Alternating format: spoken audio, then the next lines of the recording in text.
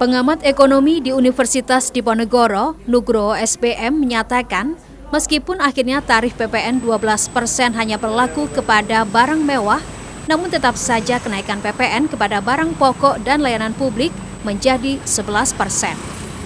Dan konsumenlah yang nantinya akan menanggung beban dari kebijakan menaikkan pajak penambah nilai atau PPN ini. Akibatnya, daya beli masyarakat akan turun.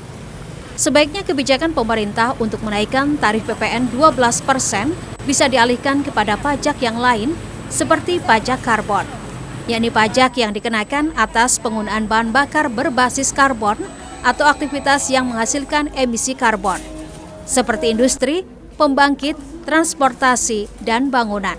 Bisa mencari alternatif lain ya selain menaikkan tarif. Misalnya ada pajak-pajak baru yang mungkin bisa diterapkan, misalnya pajak karbon ya, itu kan belum diterapkan. Saya kira itu kan misalnya industri-industri yang polutan dia bisa dikenai pajak itu. Kemudian yang kedua yang mengejar wajib pajak yang istilahnya selama ini sebenarnya dia harusnya membayar pajak, tetapi sebenarnya akhirnya dia menghindar dari pajak. Nah, itu yang dikejar, saya kira bisa menambah pendapatan pemerintah di APBN tanpa perlu menaikkan tarif PPN 12%.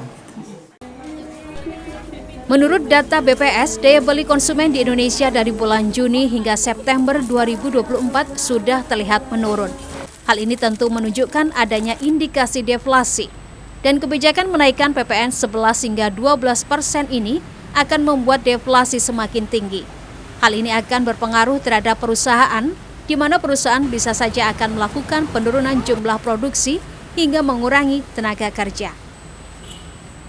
Cina Wirana Putri, Kompas TV, Semarang, Jawa Tengah.